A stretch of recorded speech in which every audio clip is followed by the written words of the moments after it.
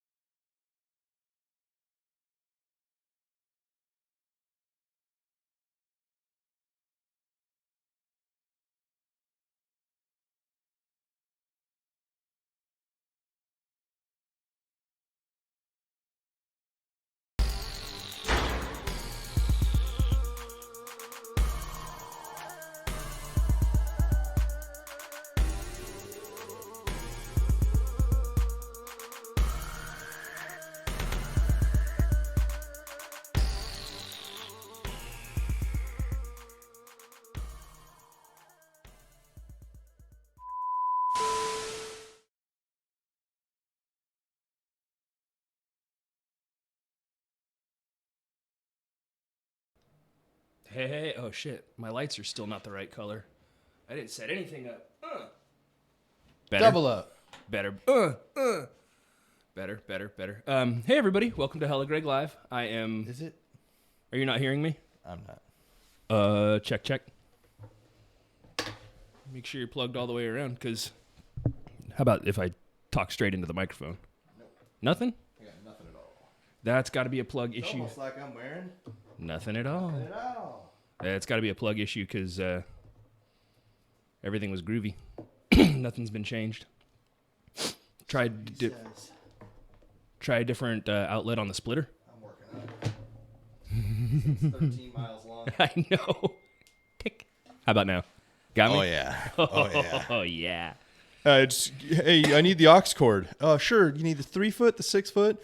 Can I get the 29 foot? It used to run all the way across the studio to a drum set. I'm just messing That's the with way you, it man. goes. Welcome everybody to hellagregLIVE. Now that we have the usual technical difficulties sorted, We used to be able to edit that stuff out. Yeah, it seems like it's tradition to start the show like that. I am Greg. Find me everywhere at hellagreg or hellagreg.com for all your hellagreg needs. And if you're on Twitch, please subscribe, follow, donate, do all that shit. That's awesome. I appreciate it and it helps the show. And just in case you missed today's show, it'll be live on YouTube, hellagregLIVE.com, or I'm sorry, hellagregg.com, hellagregLIVE on Facebook, and the podcast will all be out on Thursdays, late Wednesday night, Thursday. Today, I have with me Jesse. How's it going, dude? Oh, you have with me Jesse. Okay, Yeah. okay. Cool. Yeah, you're there. I don't know what to do with my hands. Just keep them at your side. I felt like I was on a spaceship. No, what's up, everybody? Hello. I want to go fast. I mean, yeah. Yeah, so. This is the most excited I've been for an episode so far, if I'm being honest. Really? And I did nothing. You told me, like, hey, let's just do this one off the cuff. Let's not, like. I do want to keep this one. I get it. It's like we have enough base knowledge in what we're about to talk about. Well, and the beautiful thing is, like, there's so little, like, provable fact about everything that we're going to talk about. So little, like, exactly zero. Yeah, well, I mean, there's stories. Right. Yeah. I've seen this. You've seen this. He's seen this. She's seen this. They've seen this. Like, people have seen these things, but there's, like, no hard evidence. Like we talked about. We'll get into it. But today, in case you hadn't figured it out yet or didn't look at any of the social media posts, why am I wasting my time? Or the title of this. We're going to talk about cryptids. For those of you who don't know what they are spooky, mysterious, and definitely real. They're mysterious beasts, so we'll get into that. They fake. Paul's already hating. How dare Paul? Hate. Oh, you don't know what they are? So basically, well, we'll get into it. We'll talk about it. It's going to be fun. We're going to have some fun. Don't forget, text games and stuff like that, channel points. You can heist, you can gamble, you can do all that cool shit to earn your spots. And Wisco, I'm willing to bet that you do know what it is. You just didn't realize it was called this. Totally. 100%. 100%. You've probably heard of one or more of these. I mean, granted, you've heard of Bigfoot, so you know what. Boom, cryptid. Chupacabra. Cryptid. New Jersey Devil. Mokele and Bembe.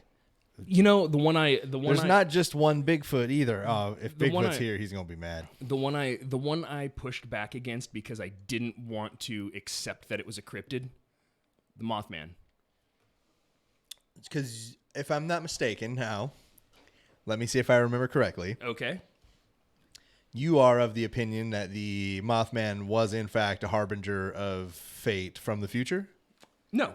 Oh, okay. Or harbinger of doom, I guess I should say. No. Okay. Okay. I think the Mothman is a moth, man. Is I think he's more interdimensional being. Like we've talked about on Serial Chillers and in our own conversations, when I, get a hold of you at 1 a.m. ranting about something. That's a normal time. I know. And when we've talked about this in the past, I've told you, like how reptilians feed on your misery. That's why they're the psychic vampires. Psychic vampires. That's why they're the ruling class, but they're in disguise because they keep everybody miserable, and that's what feeds them, empowers them, and gives them their energy is your negative energy. That's what they feed on. So,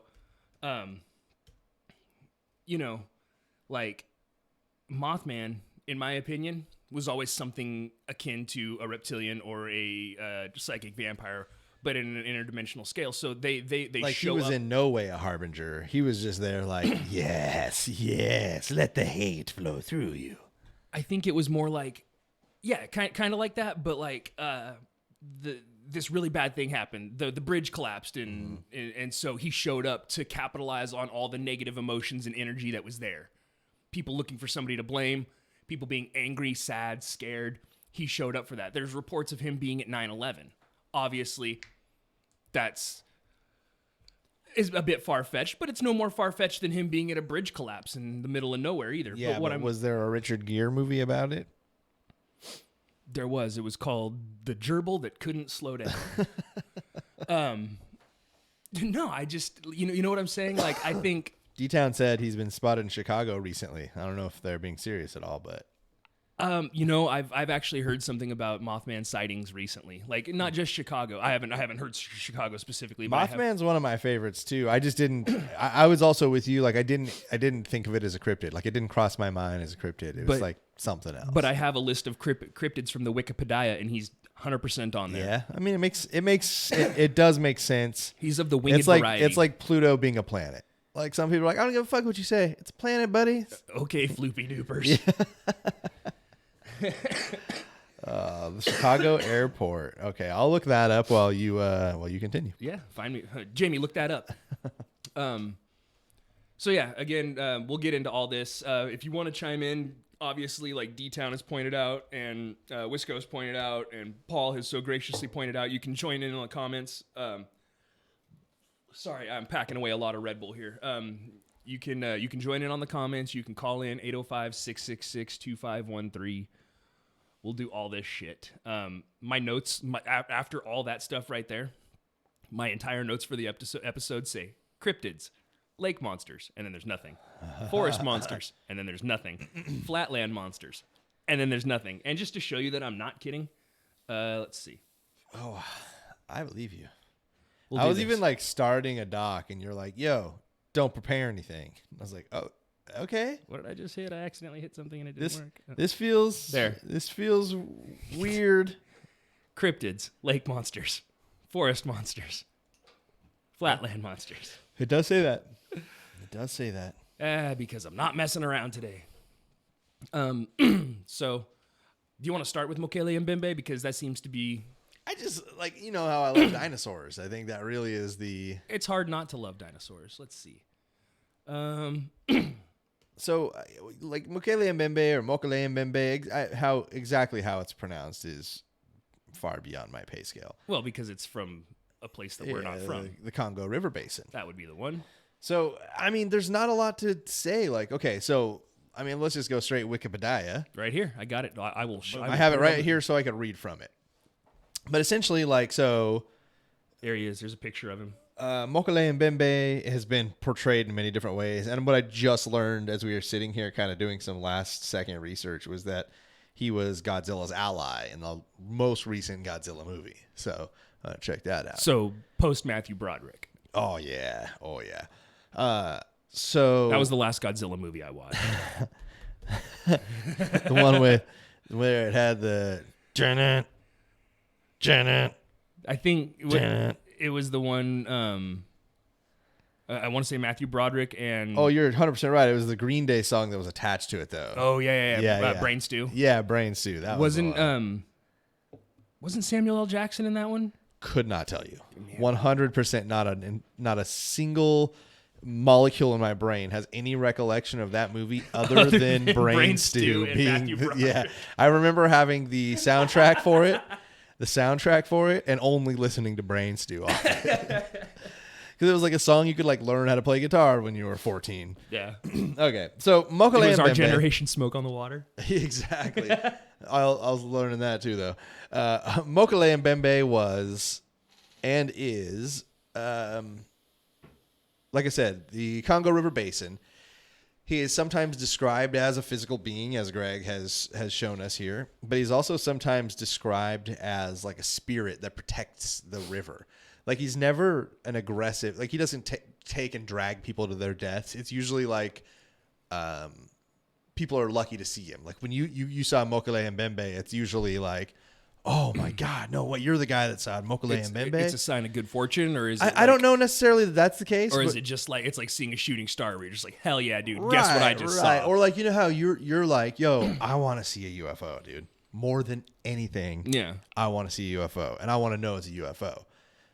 Imagine being this, living in this Congo River Basin, and I don't know exactly how developed it is, but I know as a country, it is not an incredibly developed country. So even at its highest end, this is an area, unfortunately, where it's very impoverished. It's very still tribal. I was gonna say there's still a lot of tribes. Yes, out in the exactly. Congo. So to these people, it's the equivalent of you getting to see a UFO is nothing to them. They want to see Mokele Mbembe. Isn't it though? I mean, it could be, but no, I understand what you're saying. This is their folklore. This is it's. I mean, it would be.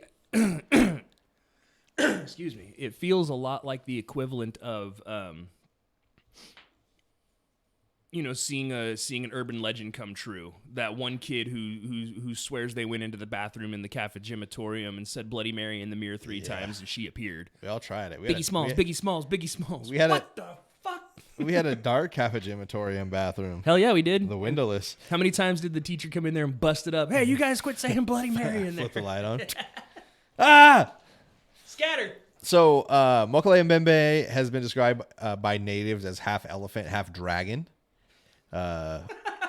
So, I mean, is it like a blend of the two, like throughout, or is it like very Family Guy? Like, what the hell is this? Yeah, is it like in the front and then just like all fire comes out, all scaly and like pointed tail in the back? Like, I think it's just an elephant with like scaly skin and that breathes fire through its trunk. So, but I mean, obviously, like when you see pictures of it, yeah, it's like it's a brontosaurus. But if you were a person who'd never seen or heard of dinosaurs, like I said, I don't know. Like I was just reading today about some tribe that was like discovered in the 1930s, and the tribes people were like reacting all crazy to the camera. And I saw that picture too. Yeah, and it said like until the 1930s they thought they were the only people on Earth. Yeah. Yeah. So well, it's like that. It's like that little tribe that lives off that. The one that killed that Christian last year or whatever. Yeah. Yeah. Who killed him in a hail of arrows as he Look, got off the boat. I'm not going to say he deserved it, but come on, dude. Right. Come on. Like, is proselytizing worth that? No. No. Nothing is worth that. Just let those people be happy on Was their that in 2020? No. Okay, I think you're right. No, it was not. So anyway, Mokele Mbembe is, as a fan of dinosaurs in general, and like I have 2 young kids who I've tried to get very much into dinosaurs. It's just cool to see that like there's a place somewhere still that like, yo, this dinosaur lives in our river. And I believe Mokele Mbembe means like the one who stops rivers or something close to that. I just think that's very cool. Cool little like. There's a lot of weird cryptids that have backwards goat legs and flap their wings. Go ahead. November 22nd, 2018, The Guardian had an article that said, man killed on remote island tried to declare Jesus to tribe. Happy early anniversary. Yeah. Oh, shit. 5 days. Yeah. So, I like the idea where to some people, it is this physical representation like, oh, shit, I turned and I heard the branches cracking and there I saw it. And if you could maybe pull up one of the images where it shows him like standing next to a human, he's like 8 feet tall. This isn't some like 60-foot tall Apatosaurus or Brontosaurus or something. Like this is like he's adorable as hell, man. He is like elephant sized. Is that images? No. Yeah, probably on him. Oh, yeah, right there. Okay. Yeah, I can't really see it from here. Oh, I like the one with spikes. Not. That? Yeah, not a fan. Oh, that's the Godzilla Mokele Mbembe. It says it up at the top. Right here? Yeah. Yeah. Okay. I like the hippo mouth one right there. So what you're saying is he's not that tall. I mean, I have no scale for that. Well, there's scale. Like, look at the boat. Is that a boat or is that like a bony fish? Looks like a boat. That's bigger than the drawings I see. So essentially the drawings I've seen are... the cryptozoologists. Yeah, look, there's the outboard. Okay, fair enough.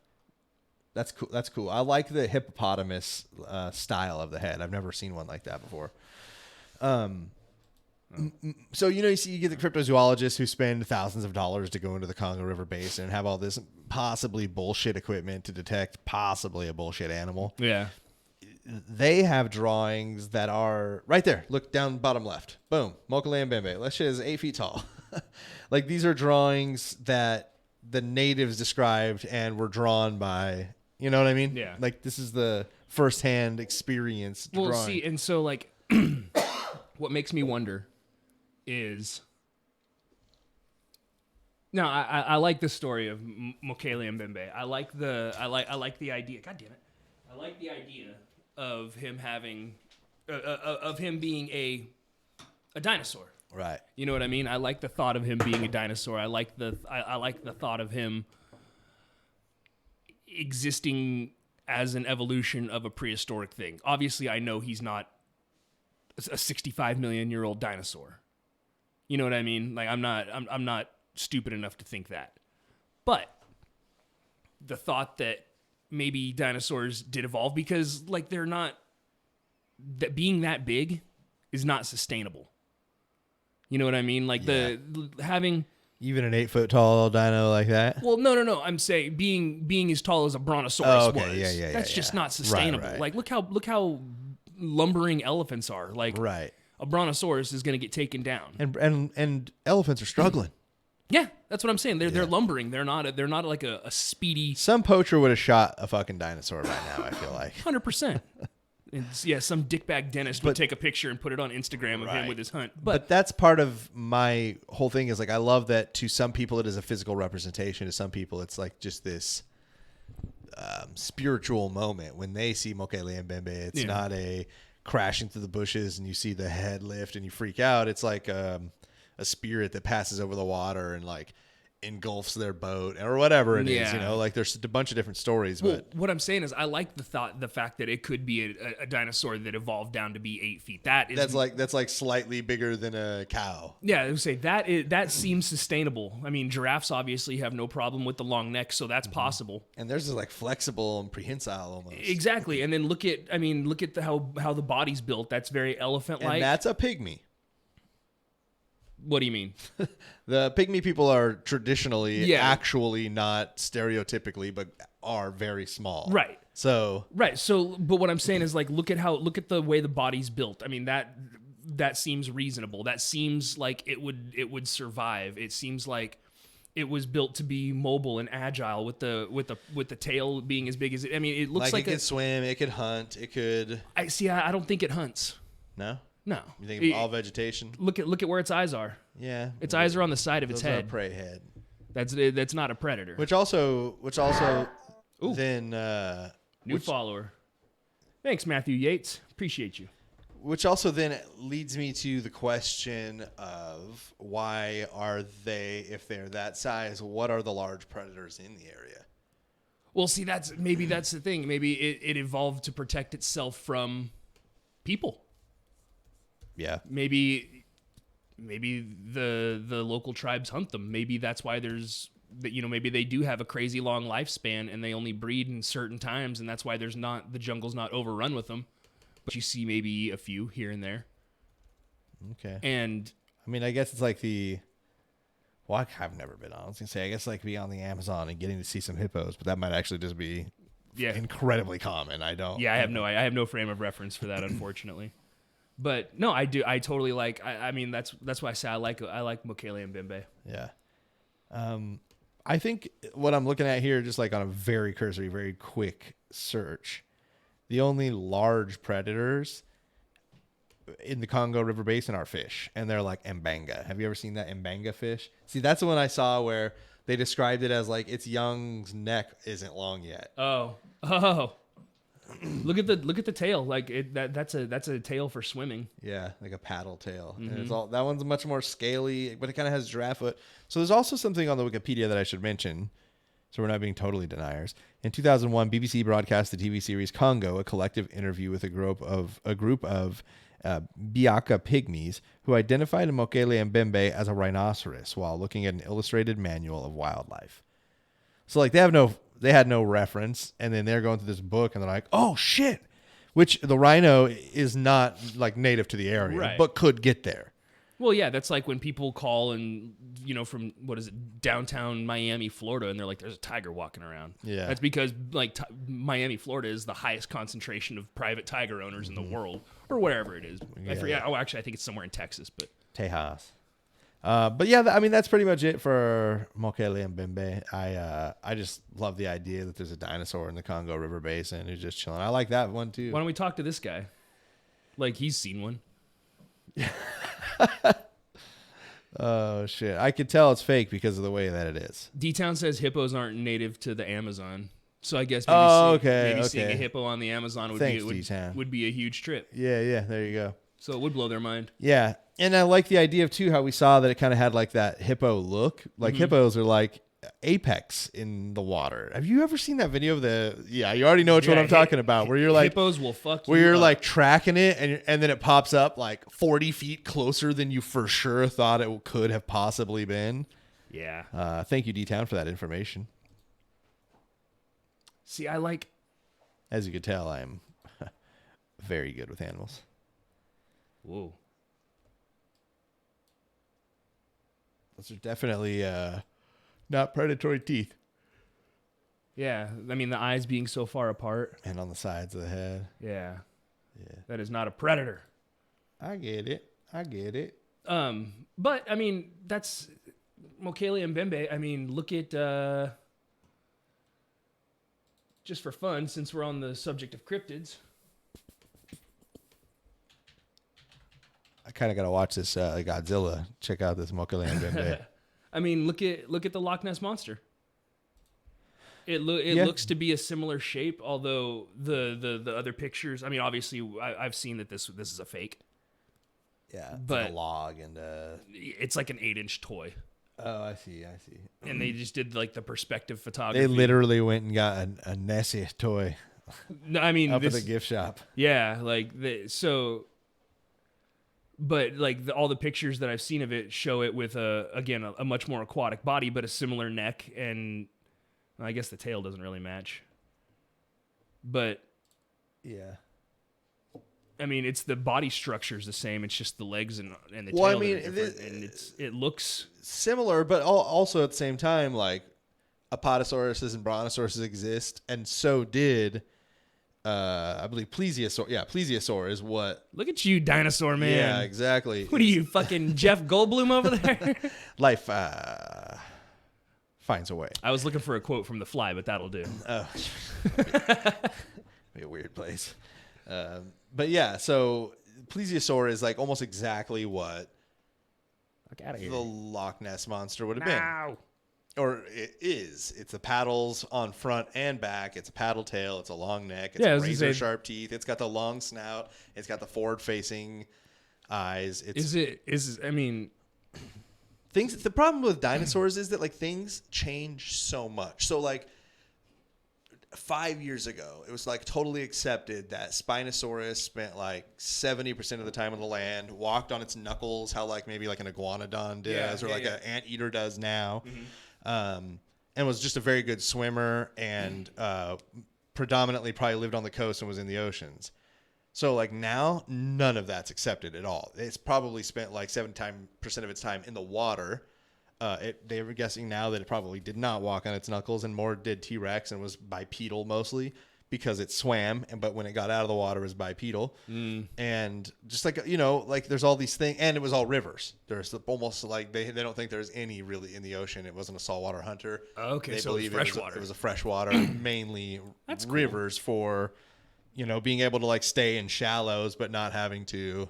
Yeah, right. Well, yeah, because you don't want to get fucking 60 miles out to sea and then be like, boy, I'm tired. I could go for a nap. And then that's the thing with like dinosaurs. So it's like you have these like stories where you think there might be a plesiosaur in the lake, and it's like, fuck, dude, who? The idea of what's accepted with things like that changed so quickly off like, dude. Well, so hold on. So assume just these dinosaurs, these plesiosaurs, they're not mammals, obviously. Right. So they lay eggs. Not all reptiles lay eggs, but yeah, I'm guessing. In theory. Sure. I don't know. So let's assume because they're aquatic, like frogs, lizards, things like that, they lay eggs. So it's not unreasonable for a clutch of eggs, I guess, to be laid in Loch Ness after a plesiosaur had been trapped there, or a couple of them had been trapped there. Fossils suggest that plesiosaurs did not lay eggs. Oh, well, there goes that theory. But what I was gonna say is, with as fast as plants can grow, like if you look at something like maybe kudzu, like it's a weed that grows like in Georgia. Okay. And I went and spent some time with family down there. We were there for like 2 weeks. Georgia. And we drove past the same spot every day going into town, and there was a telephone pole there. And the first day, there's nothing on it. Second day, it's got weeds, this far above. It just grows ridiculously. Before we left, that whole entire telephone pole was covered in kudzu. It was like ready for maintenance. It grows. It was, I want to say it was engineered to feed cattle because they eat so much, it grows so fast. Is it like faster than bamboo? Because isn't bamboo like one of or the fastest growing? This shit grows like 12 inches a day. That's wild. Yeah, it's crazy. So assume that there's maybe some sort of plant that grows like that anyway at the bottom of Loch Ness. And this plesiosaur is, maybe fish-based and plant-based, I would assume. And just eats. And just it has a completely sustainable ecosystem underneath there. It has 1 or 2 kids. They mate, have 1 or 2 kids. They mate, have 1 or 2 kids. And the cycle continues. And that's why you get these maybe somewhat inbred offshoots of a plesiosaur. Yeah, I don't. Sure. I mean, anything is possible. That's the way I see it making the most sense to have Kevin Garnett. Anything is possible. Right. Well, I think too, how many thousands of people have looked for something in that lake? Do you think it's in the thousands? Oh, I bet independent studies and that have gone out there and had equipment, had sonar. Well, I was going to say actual scientific studies. I would assume it's in the hundreds because scientists generally seem to take each other's word for it unless the guy's a crackpot. Unless one or both of them are crackpots. I know it's a really deep lake. Yeah. Abnormally deep for a lake. I don't. It's crazy. It to me is one of the more plausible ones because it's a murky ass, super deep, super cold lake. D-Town with all the information. Kudzu is an invasive plant from Asia. There you go. So a research assistant. Yeah, dude. If I start making money, I will be hiring. So donate now. Just go straight to D-Town. Give us information. Hold on. I'll do this. How do we pay people? Oops. Okay. But yeah, No, I get it. I get it. I would assume that would be a sustainable.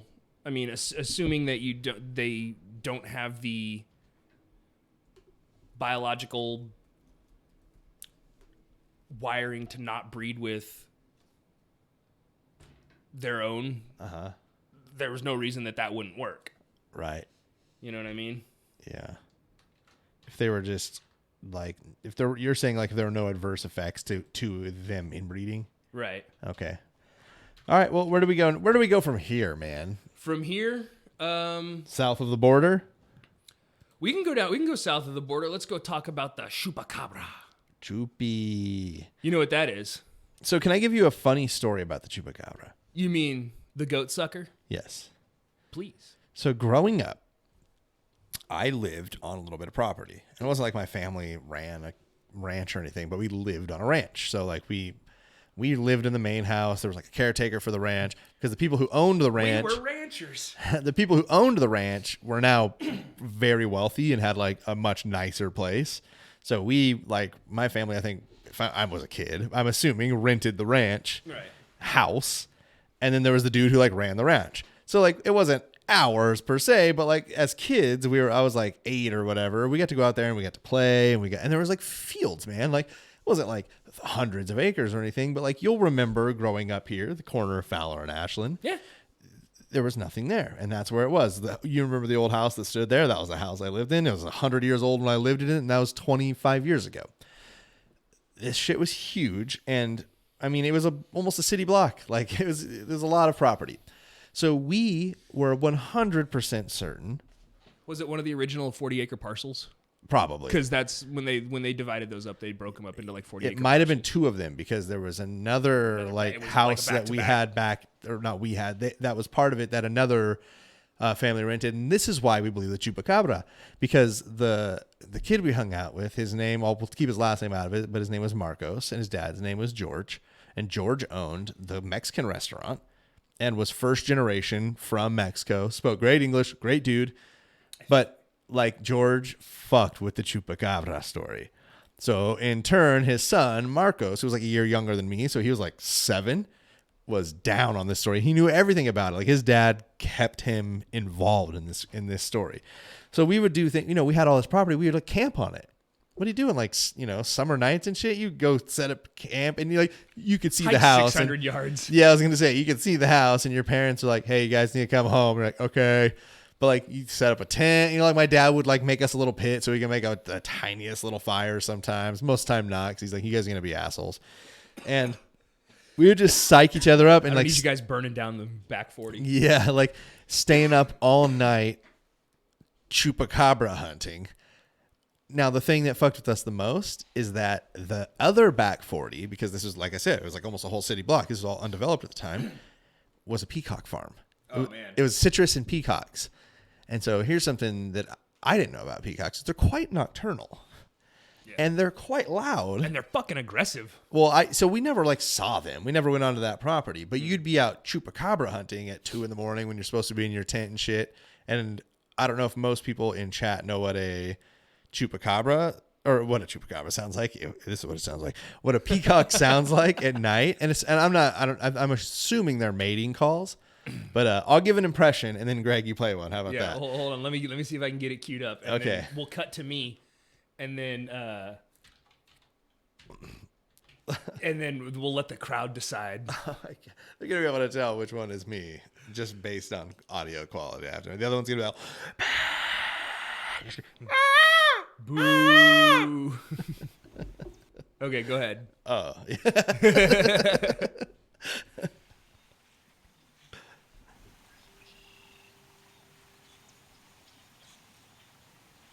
These bastards. 8 million views. Good for this cock. That was pretty spot on. Thank you. Fucking nailed that. Yeah, so like, dude, that shit carries when there's nothing but like, a couple citrus trees around. I mean, not a couple, those are citrus orchards, but like, yeah.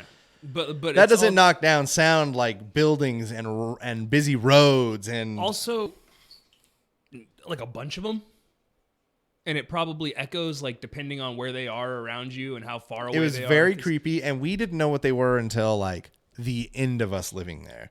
Like my parents probably knew the whole time, and they were like, "We don't need to explain to our children what that sound is. They don't know what it is. When are they going to be out there at night?" Exactly.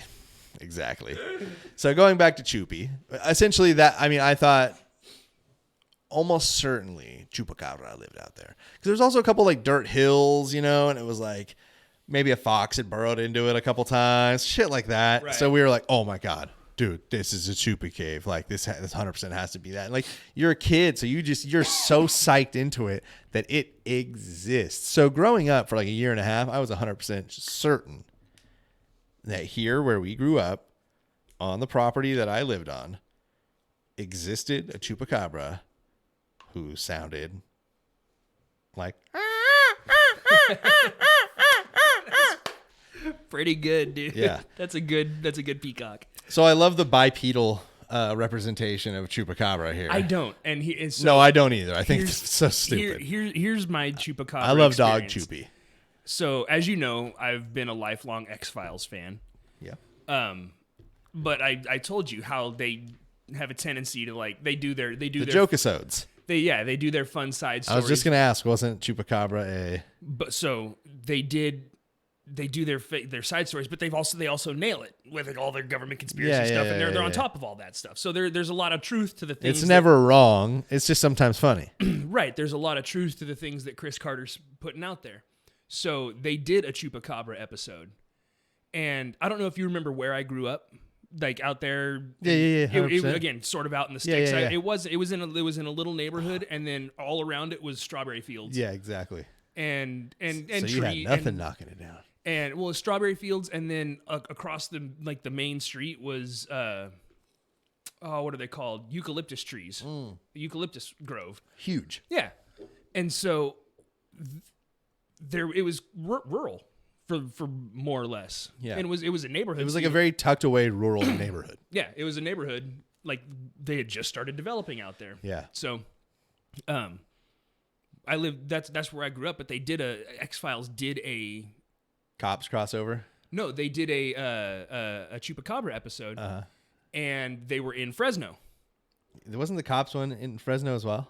Their cops did one in Fresno. Okay. Yeah. No, I mean like the X-Files cops crossover. I think. Oh, I don't remember. They mentioned Fresno a couple of times, cool. But they did the chupacabra episode, and it started in Mexico, and they went through Fresno, and as a kid, I was 100%. It's on TV, dude.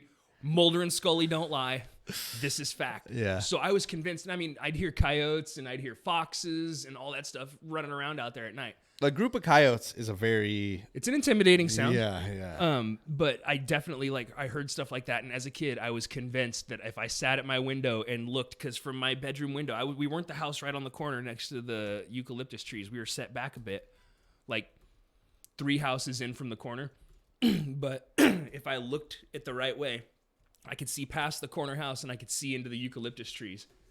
And I 100% was convinced if I sat there and if only I had night vision, I would see a chupacabra walking. If there were NVGs, this guy would be mine. Well, except people always came around that corner super fast, and so the headlights would have blinded me. Yeah. But yeah, 100%, I was convinced I was gonna see.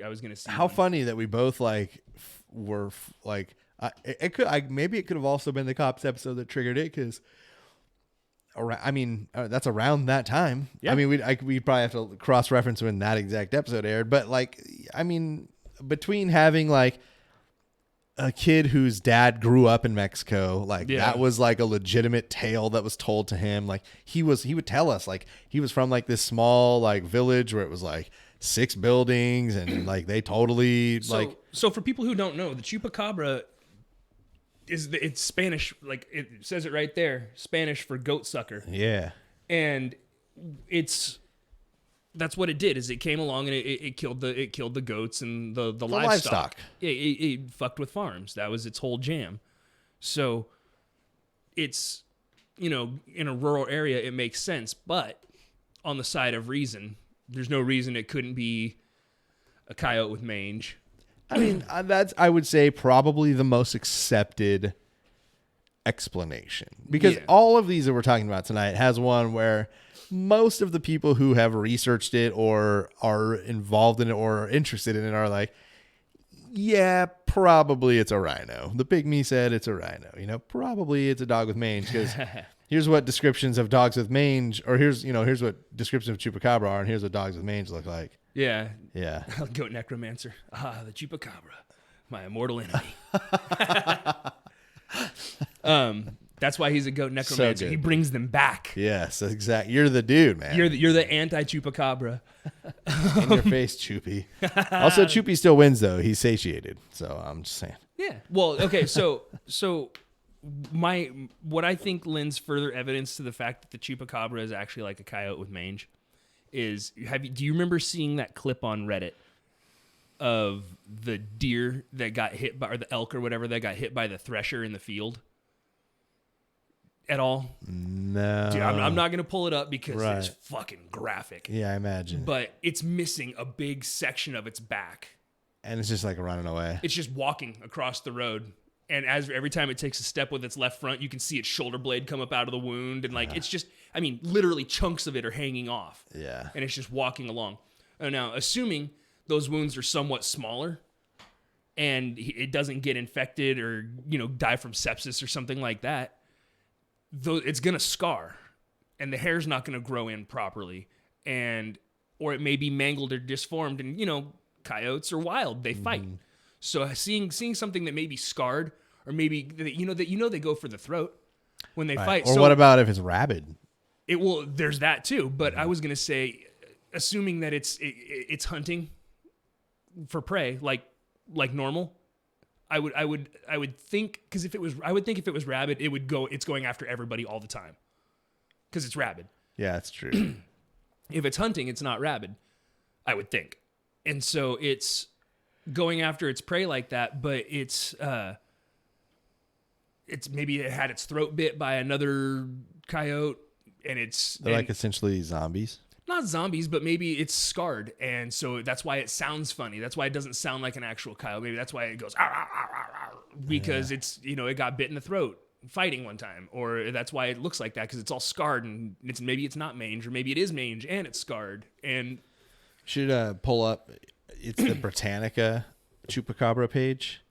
This to me would be a far more acceptable photograph. If you just Google search chupacabra, it's probably the second or third result.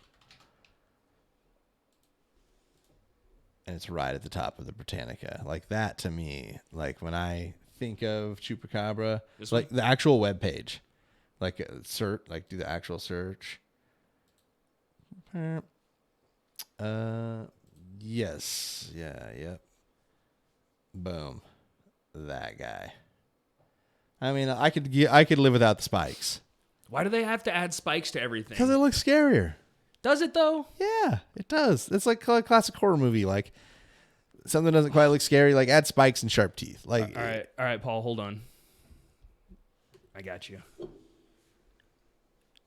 Dumb kick, Greg, 360. Yeah. Let me get out of the way. It's the dog from Coco. Is it? Yeah, it does look a lot like it. It's like a hairless street dog. That's funny. Oh, can you hear the cracks and pops? Oh, I heard that one. That was the hip. Heard that. Wish I didn't hear that, but I heard that. All right. Let's go. We'll go left-handed. You do whatever you want. I think I got this. I'm confident. Oh, rim checked. Shouldn't have gone left-handed. You live and you learn. Oh, damn it. With the ceiling. I'm bad. Not really going that well tonight, Greg. I should have stretched more. It's the dog from Coco. I like that. I do too. I Google the dog from Coco. You can't get DMCA'd for a photograph, can you?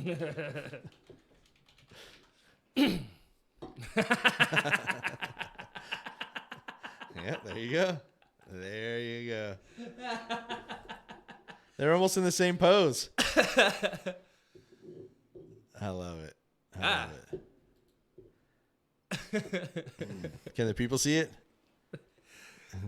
Give it to them, Greg. I love it. Yes. Thank you, Wisco. It's solved. We solved it. The Chupacabra is... Oh, it's so good. That's so good. And his name's Dante. Like the Inferno? Yeah, so like hell like. What? Oh, man. Yeah, too good. That's pretty awesome. That's too good. Thank you, Wisco. That's hilarious. Appreciate you. That was good. So what other cryptids did we have? We talked about the Jersey Devil.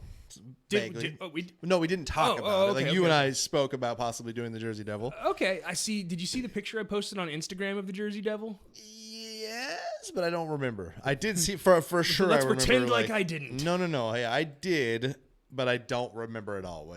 It looks like... I like the idea that the Jersey Devil could just be like some asshole of a dude. Well, here's the official picture again, according to the Wikipedia. It's goat bat horse. Fuck that. It's half goat, half bat horse. I'm super ethereal. You guys. I hate it. Zoom, zoom, zoom. I mean, that's exactly like... Yeah, that's the worst. I kind of love... Because you've Look heard... at his face. He's so happy. I fucking hate it. I hate it so much. I don't know why. He's so happy. Look at its back legs. This shit don't look stable.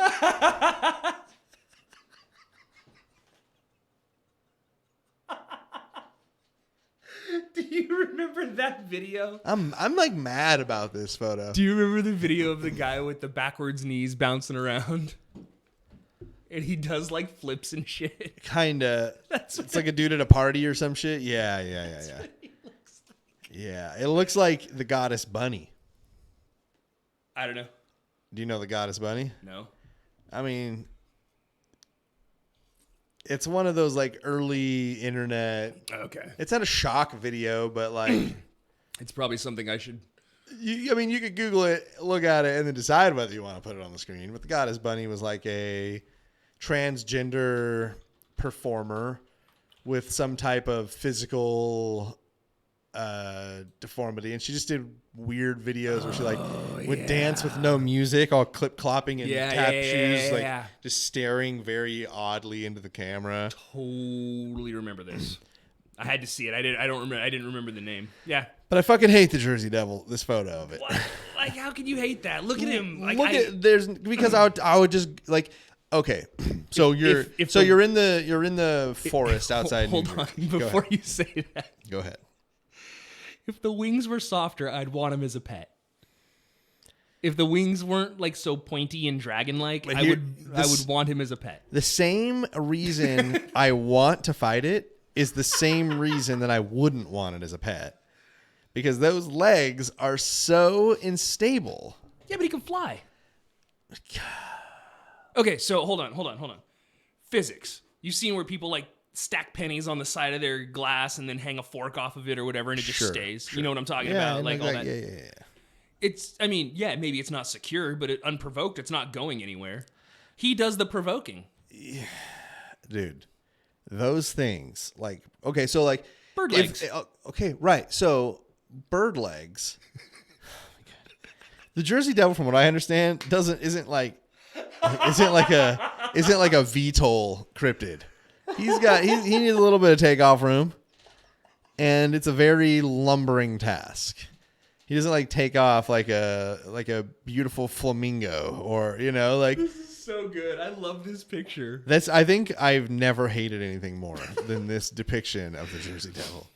Oh, and it's all in like the fact that like they started at the top and they were like, "Hey, Mike, you look like you're gonna run out of paper there," and he's like, "Ah, fuck, don't worry, I'll just make the back end real small." And then he did the body and was like, "Oh shit, I had plenty of room." It's like, just make the legs extra long and skinny. I hate Mike. I think it's amazing, and it's like somebody. I feel like he was just getting different artist notes. They're like, give us a goat head, and so he started with the goat head, and they're like, yeah, but give it little horse ears, okay, and like a giraffe. You know, a horse's body, do it like 28% of the size. Yeah, give it front horse legs, and then hooves in the back, but give it bird legs and a chicken foot for a tail. I didn't even realize it had a chicken foot, dude. I bet that thing comes in hella handy too. Oh my god! And then, did you give it bat wings yet? No. Give it bat wings now. Make them extra leathery.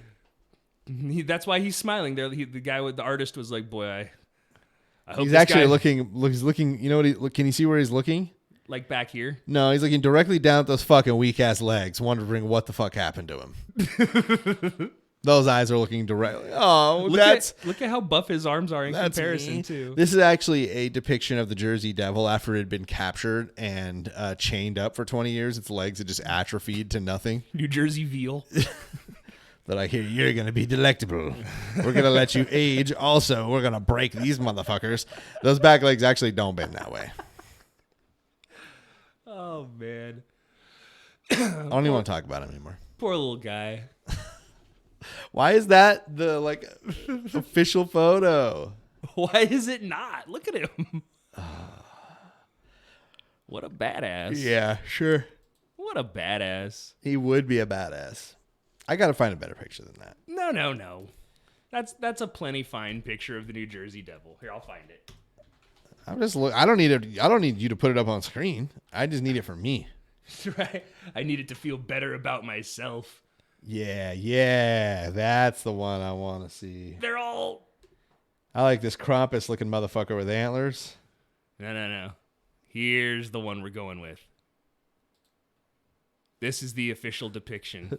Hey, what's up? I'm the Jersey Devil. You got any cigarettes? Okay, so look. The one on the right, yeah, I'm okay with. Look at those. Those legs are proportionate.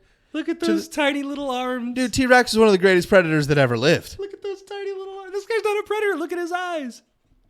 Yo, you already tried to use the case that it was a predator and it does the attacking. No, I said it does the intimidating. All right. Because we're not used to. If you saw that, you would be scared. Until you saw its tiny little legs, and then you'd be like, what are you going to do? I would tackle those and try to bend them backwards so fast.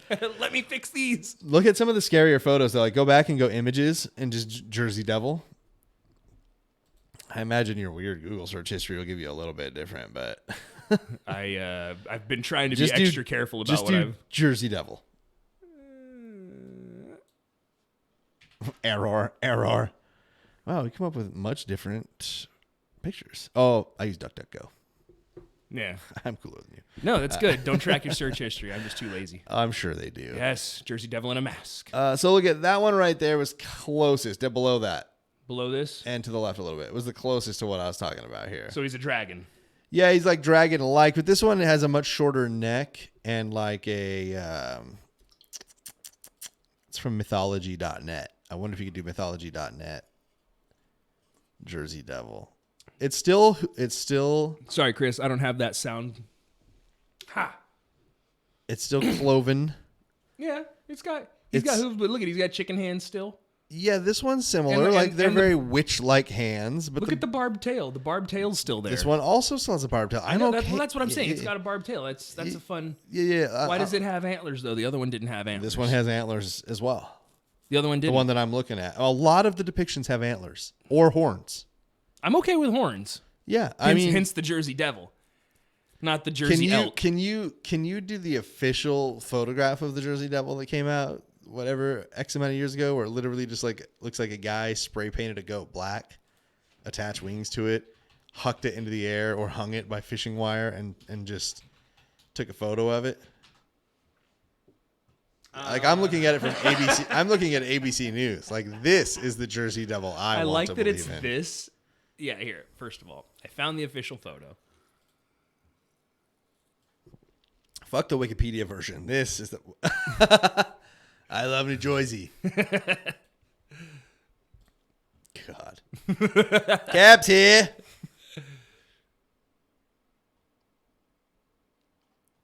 Where that photo though? Oh, come on. You gotta watch the news story to get the photo? Oh, I gotta watch the ad to get the photo. Nah, just go to the images. It wasn't there. It wasn't. I clicked on the image to explode it. Oh, come on. Oh, come on. We've been here. We'll get there. Yeah. There it is. There it is. Yeah. Get. Ah! Yeah. Son of a bitch. Oh my God. Hell yeah, dude. I've never loved anything in my life so much.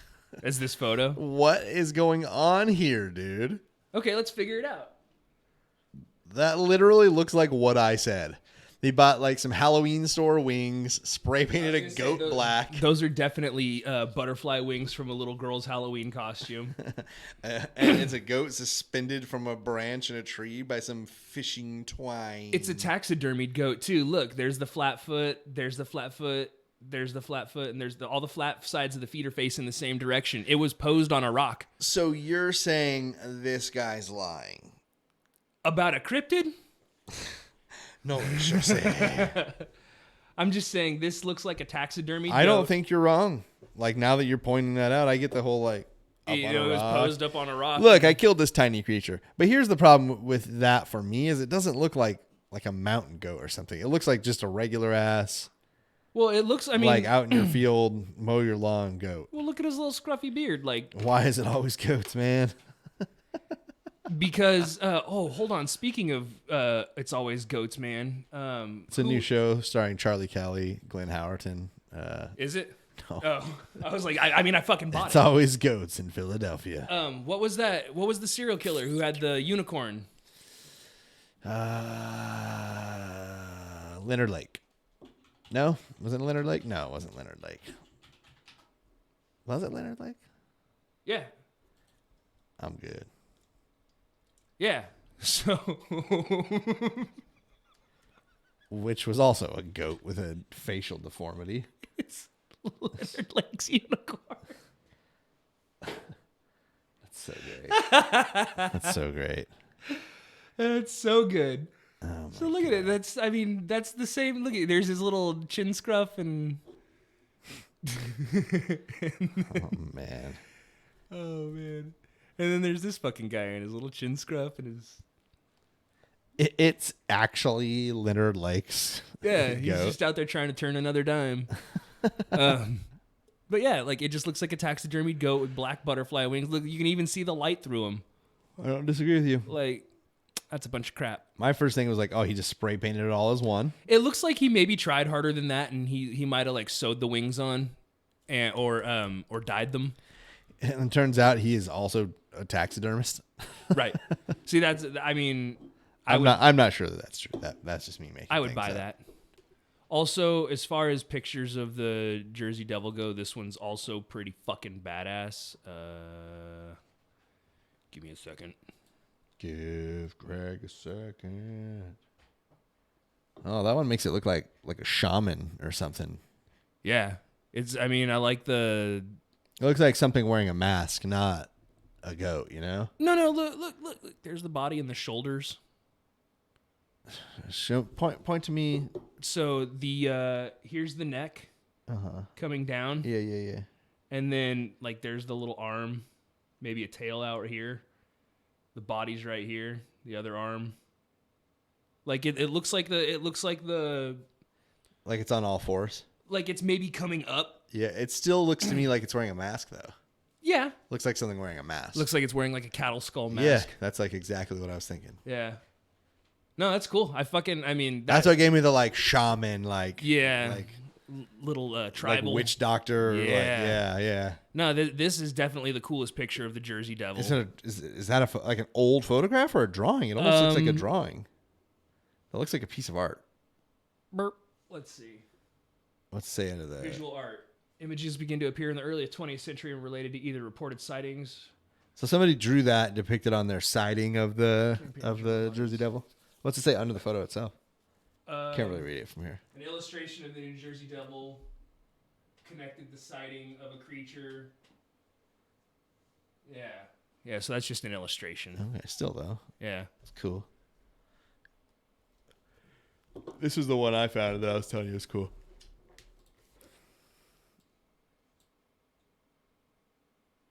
Yeah, that's metal. That is metal. He's even like a metal stance. Yeah. Someone throw me my BC Rich Warlock! This one, you can't even tell that this one's Photoshop. You can tell because of the way that it is. Yeah, this right here is clearly just the fog around the Jersey Devil. Oh, I was like, wait, what are you going to show me? That's him, huh? That's the...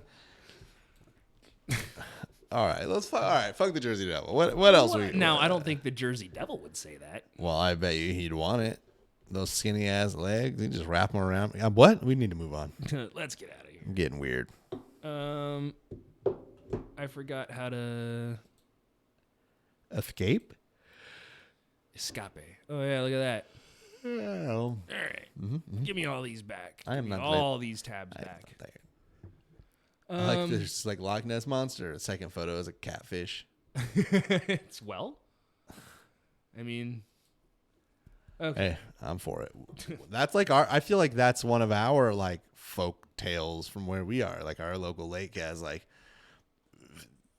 fucking catfish is as wide as a lawnmower. They could swallow a VW. It's like, nah, well, that'd be cool. Knowing the local catfish species and population and size restraints, no, there's not. But very cool story, man. All right, we'll stick with winged and move on to the Mothman. All right, in official capacity. Well, I mean, just to show people. Oh, like photos at least. I actually have an art project that I did of the Mothman. You'll probably recall it. It's very similar to this. Yeah. I just like I wanted to make him like a very shaded creature. I also did it in another art class. I had to take the next semester, but I did it in a red tent and called it the Mothman. Your teacher, who appreciated puns, gave you an A. Unlikely, but I'll take that and remember it fondly. So yeah, I mean that's kind of what the Mothman looks like. Mothman. Oh no, lost my page.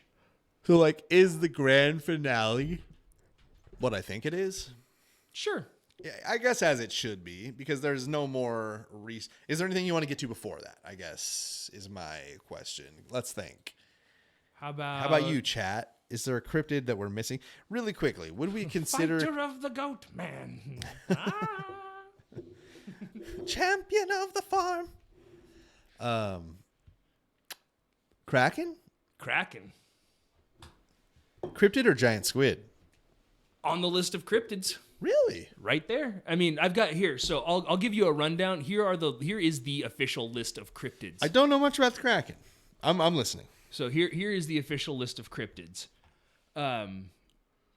It says animals, aquatic or semi-aquatic. Altamaha, Sure. nicknamed Alti. Of course it is. Bear Lake Monster. Bessie, which is the Lake Erie monster. Borsno Dragon, or Borsnia. Bunyip. Cadbrosaurus, or Caddy. And he's off the Pacific coast of North America. Champ, or Champtonese Strophius americanus. Oh, this one's got a lake monster, Lake Yeah. Champlain, North America. yeah. Another one named Chessie. There's you're gonna see a recurring theme with these names. These are quite a ripoff. It sounds like. Dingo neck.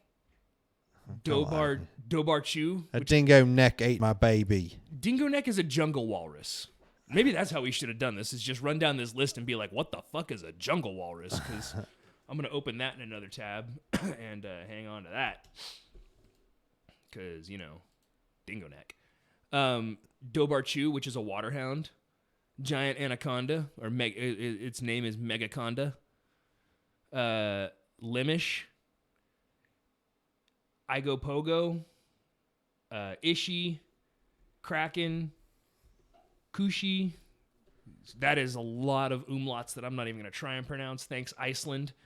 Lake Van Monster. Loch Ness Monster. Mamlambo. These are all just the aquatic ones? Manny Pingo. Mokele Mbembe. Mugwump. All right, let's just focus on like the main ones then. Yeah, I mean, well, then you get into the terrestrial ones, and you get like Big Cats and Lizard Man and Honey Swamp Island and Great Spider and... Wait, tell me about the Great Spider. Okay. I just like spiders, so... To be fair, it says citation needed. Yep, I came in tonight looking for scientific evidence. All it says is Congo, Uganda, Papua New Guinea, Vietnam, Louisiana, and Zimbabwe. Just places you might find a... Yep, where you're going to find a great spider. I've seen arachnophobia. I look forward to it. Let's see. Yeah. I'll be ready for it. Thunderbirds of the Midwest. You and Straight David one says D-Town. David Arquette. Thunderbirds of the Midwest. Yeah, that's a good one.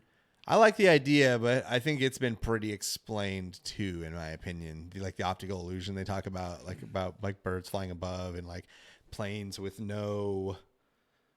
Essentially, it's flat as fuck there, and when you see things in the sky, you don't have a good perception of size because you have nothing to... You don't have a horizon line. There's no horizon line to base it on. It's the Midwest, dude. So, there are no... It's funny that you say that because I was watching... the whole Flying Dutchman. I was scrolling through Reddit? Probably. Likely.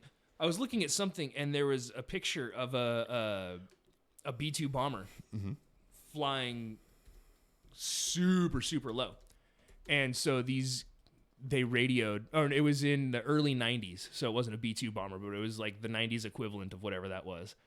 And they radioed the aircraft carrier that they were flying near, said, "We're approaching." They said, "Negative, we don't see you." Plane radioed back and said, "Look down." Flew right down on top of the water and past the aircraft carrier. Fucking Air Force guys are crazy. But, when you get out that far, yeah, you can't tell if you're this high off the water, right. Without an altimeter. Yeah. Like that's so it makes sense. It does. I love the idea, and like you've seen the fake photo of the 10 men holding a giant bird, and it's like a lot of people still hold that as very true. And then I've seen the videos where the guy's like, "This here is Photoshop. Like this is how you can see it's photo. Like it's not because the way it is. It was like he meticulously took it apart and professionally showed you why this image was literally done in Photoshop because of the way that it is." So I love the story. I love the idea that they're like these giant birds. They're like children snatching and like livestock snatching and pet snatching. But I think that unlike a lot of these, which have a very cool general consensus of some, I guess this is that one. It's just to disprove them though. Yeah. Unfortunately, in this case, I like it. I like dinosaurs. I like birds and I like spiders.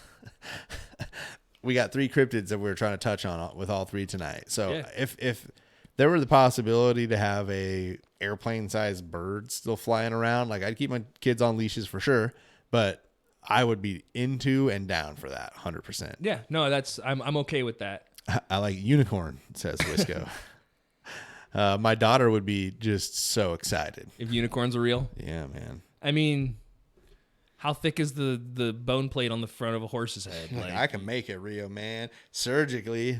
I mean, by high level of income. and advancements in modern medicine. No reason to think I can't make a unicorn in 2-3 weeks. So I looked up the dingo neck. It's spelled DINGONEK. Okay. It's a creature said to have been near Lake Victoria in 1907 by big game hunter John Alfred Jordan and members of his hunting party, as recounted by fellow big game hunter Edgar Beecher Bronson in his 1910 memoir, Enclosed Territory. Listen, before we continue, yeah, can we all go back to the triple name? I got a pretty strong one, I feel like. So I think I'd be good in the game. Yeah. I mean, I would have to change some things around. I think yours is better than you think. I think hella fucking Greg. All right. Cool. That's, I mean, I don't necessarily want to state my triple name here or anything. I'm just saying, I think it'd be cool if we all went back I don't ever want to state my triple name. That's why I would go with hella fucking Greg. Fair enough. I feel like it makes you a serial killer. And there's two types of serial killers, those who've killed and those who haven't. Yeah. And those who are just slashing leather jackets at the department store. Right. Fucking monsters. So, this account was followed by an article published in 1913 in the East African Natural History Society by Charles William Hobley, in which he claims to have encountered further accounts of similarly described creatures. In 1918, an article published by Maclean's declared that the beast was a newly discovered animal species. The sole description of this creature occurs in Big Game Hunter. In the memoir, Bronson recounts a campsite discussion involving the creature with a fellow big game hunter, John Alfred Jordan. After musing about the octopi, Bronson reports that Jordan said the following. Then there's an infernal horror in the reptilian bounder that comes up from the Majori River. Out of the lake Lumpwa have christened Dingo Neck, and it's real prize money. That beauty would fetch 5,000 or 10,000 quid at least. And I bet I've got my Wanderbow and Lumbwa always on the lookout for one of them. One of the Majori is in flood. Man, these guys fucking talk stupid. Fuck them, dude. It sounds like campfire tale. Like literally one of them tells a story and the other one's like, oh yeah? Well, listen to this. And then he had a hook for a hand.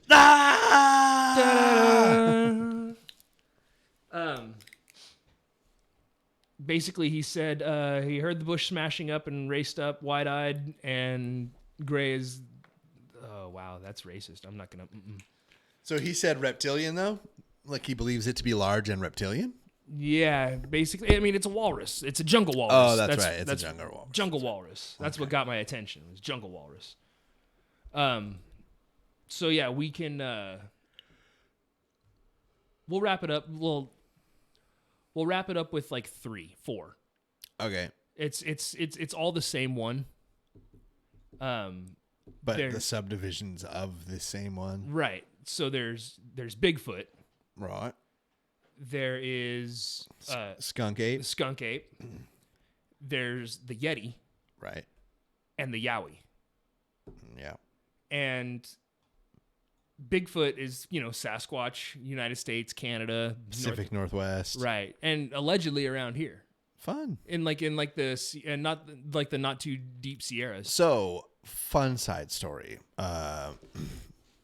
If he's here, he can name himself, but there was a time where I drove to Visalia to watch some kook speak at a UFO and Bigfoot symposium. And I went here unironically, just very interested in some information from a dude who was supposedly an expert. And after we left, we realized that we got hustled. Well, like the first clue was that it was at a pizza place. But they had like the whole, they had the room rented or whatever on the side. It's the only place my mom agreed to rent out. He's an way older dude. This guy ended up being on College Humor. Oh, really? But they sort of like, he was on College Humor. He was on Discovery. Oh. So, another quick aside to this Bigfoot symposium, when we went to, never mind. We didn't go to that hiking place. Never mind. There's essentially like a place where it used to be a mine. Then it became part of the U.S. Department of the Interior. Now it's gated off, but it's like a cave. It's a mined-in cave, and in the back, it's a mine shaft. It's got the big metal door. It's been like put into the side of the rock and like welded it. Like nobody's getting through that shit. But this dude, I think you know what I'm going to say about that. It belongs to the Department of Interior. They put a big metal door in instead of some fucking caution tape. Yeah, we know. So that was kind of Jeffrey Gonzalez's thing. That's his dude's name. I didn't want to put it out there. It just came out. But anyway, he was like a saint. He ran like the Sanger Paranormal Society. And he was saying that it was like a place where they reverse engineered UFOs. And so they like went to, they jumped the fence and like go to the back of the tunnel and they go to the door. It's another dumb. Yeah, exactly. Sure. And they go to the door and they like hear some noise. It's like, it sounds like they took the T-Rex from Jurassic Park, pitched it down and played it slower. So it was like it just sounded like really mechanical, but also like, whoa, what could that have been? And so they like did the, oh shit. And then it was like 20 seconds of like, it's like, dude, I've been in that tunnel myself personally 25 times. You're a fucking kook, man. Put me on the Discovery Channel, please. Yeah. But anyway, that's the dude who we went to see this symposium for. And while informative, it was nothing that Wikipedia couldn't have told us. But I gained from that the knowledge that day that almost exactly what Goat Necromancer said a minute ago. I got a dunk. Fuck, man. I got a hammy thing going on. Anything awesome? Fuck. Really quick, I'm gonna finish this and think about and stretch my leg out while I do it. Tight. Oh my god, I've been going on nightly brisk walks with the dogs. It's fucking me up. I know that sounds crazy, but I'm a fat schlubby white guy. Where was I going with this? Oh, so that day it reminded me a lot of like what Goat said is like believing in Bigfoot is totally cool, dude. Like there's nothing wrong with that. That harms nobody. That harms nothing. Yeah. The dudes who go out and like whap trees with logs and are like out there going, and I'm not saying they're harming anybody, but like, dude, they're not helping anybody. You're not helping anybody or yourself, man. Like in whatever endeavor you're trying to get through in life, nobody is taking you seriously. Even the guys who gave you a TV show are doing it because you're just one of the biggest assholes in the world. Yeah. And it's a bummer that you don't realize that. And I'm here to tell you, man, you don't have to do this. Okay. I've been thinking. This. I'm listening. I've been thinking about stuff like that while you stretch it out. Yeah. I've been thinking about stuff like that. And have you ever seen somebody and thought like I think I talked to Charlie about this when we went and played golf the other day. Have you ever seen somebody and thought, I don't know if this person is actually the funniest person on the planet or if they just don't get the joke? Like that guy that did the Trailer Park Ninja. Now don't go ninja anybody who don't need ninja. You know what I mean? Yeah. So, that guy was the greatest. If you've never seen the Trailer Park Ninja, go find it now. Yeah. So that's what it feels like is, you like maybe these guys are in on the joke and they're just cashing in and they're just opportunists. Have you ever seen Robbing a House? Like the original CKY, they do like how to break into a house. Yeah. It reminds me a lot of that, the ninja, because like their first rule is don't ever break into a house for your first time. Like that's rule number 1. All right, let's All right. Anything awesome? How awesome we got here, bud? I mean, I got rim checks, so anything beats that. Oh, off the backboard. Give it to me. Yes. Dunk redeemed. And the robot was for free. Market 8, dude. So Bigfoot, like he is like again, like I said, allegedly up and about in the Sierras and like on some of the in and around the citrus orchards. That's right. And if I'm not mistaken, he's been like connected to like children going missing, like as close as Yosemite. Yeah. Well, yeah, but I feel like he's more of just a guy who wants to be left alone. I mean, if he's out there, it has to be the case. Yeah, he actively takes steps to avoid being found. He's like the Red Dead Redemption Bigfoot. Right, he's just a recluse in a cave. Yeah. Who cries at you in the second one. Spoiler. If you haven't played it yet, it's your own damn fault. Which is actually the first one. Right. Figure that out. The skunk ape is the same kind of deal. Just the Florida version, they had to have their own stinkier version of something cool. So, that's what their deal is. It's the same idea. It's just a smellier version. He's furry. He's sounds very pungent. This skunk. He lives in a swamp. That can't smell good. Wet dog. Wet fur all the time. Massive dog with wet fur all the time. That just seems poor. The Yeti is obviously the abominable snowman. The Himalayas, Asia, cold environments, and seems like the most fun. And the North Pole. He and Santa be kicking it. Well, haven't you seen the documentary with the little elf that wanted to be a dentist? And I don't want to make toys. I want to be a dentist. Yeah, it was definitely a documentary. And then there's Bye, buddy. Bye, buddy. Hope you find your dad. And then there's the Yowie, which is the Australian Bigfoot. And so, I like that. And I don't know if I'm assuming Bigfoot did that on purpose. I think it's a combination of Bigfoot Yowie and Bigfoot Yahweh. I think that it gave me another level of respect for him. That's fucking clever. You'd have to ask him for a confirmation. Yeah, but I think it's clever. Don't even explain to him. He's impressed. Yeah, I'm just gonna accept it. But they're all the same thing. They're large, humanoid, primate, animal person. You know what I mean? And there's others than just those. There's like regional subsects, and there's some in the Midwest, and there's some in really cold areas in Canada, and I'm sure each country has their own Bigfoot Yeti thing that they talk about. It's just I don't know. I like that one, and that what I plan on doing at some point in the future is taking a camping trip. We'll get the boys together and we'll take a camping trip, and we'll go to Bigfoot trip. We'll go camping up in the hills where, we know they've been spotted in the past, and the game Bigfoot that we never played, but every time we did, we got I played it, just for the record. Well, I played it too, but we never played it. Oh, okay, fair enough. So we'll just do that, but at IRL. Oh yeah, Paul, you can get Amazon Prime by linking your Twitch account with your Amazon Prime account. That's how you do that. Yeah, see, you got your emotes now. But yeah, that's skunk apes, Bigfoots. What other cryptids? Anything else that I feel like we missed? Puckwudgies. Bless you. Yeah, I can't fucking believe I forgot Puckwudgies.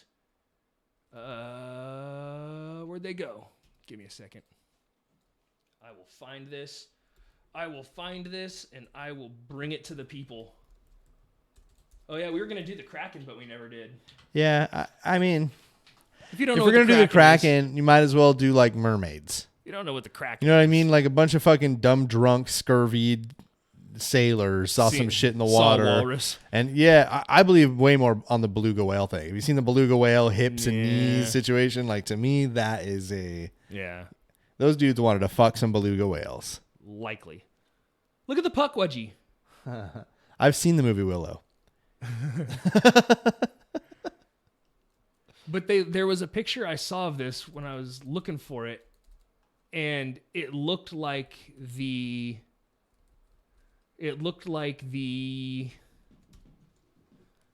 Kelly Hopkinsville guys. Look like some Zeta Reticuli. Big head, long arms, little bodies. Big old ears. Yeah, big ears, like elfy ears. See? I see. It looks... Zeta. Go down. I like that dark version there. That? Yeah. Oh, it's not a Puckwudgie. No. Oh, no, it is. It looks like it's from a game or something. Yeah, it looks like it's from WoW. Wow. But like, okay, so say you saw something like this out in the field at night. I'd be like, yo, why the fuck's that porcupine on fire? Right. Hey, guy. Like that one right there with the spear is legitimately like it's a porcupine. It doesn't even have like human hands like the other ones. It's Sonic concept art. Yeah. Look at that guy. That's a gnarly little dude. Yeah, he looks like he's some type of warlock Puckwudgie. Yeah. So where am I supposed to find Puckwudgies? All over. If you just close your eyes and You can find Imagine. You can find Puckwudgies anywhere if you believe hard enough. Where is my cursor? Any book is a children's book if the kid can't read. Exactly. This is great. It's a great show, man. So let's see. What? That one seems so fucking friendly. Like he would have been on Willow's crew. You think Warwick Davis is mad that Peter Dinklage is now like the little person actor in Hollywood? Warwick Davis had his moment. Okay, all right. He was Leprechaun, dude. I know he was. He was also Willow. Native Americans believe that Puckwudgies were once friendly to humans, but then turned against them and are best left alone. So it's a Native American tale? Yeah. I believe it then.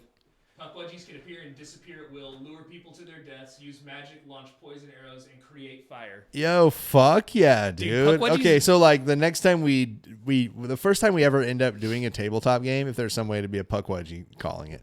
Do it. Calling it. Let's do it. I mean, like... I want to throw fire. I want to disappear. I want to shoot arrows with poison on it. I know you've got like a really busy schedule, and I know Paul does too, but I want to... There's some things I want to talk to you guys about, and playing a tabletop game would be one of them.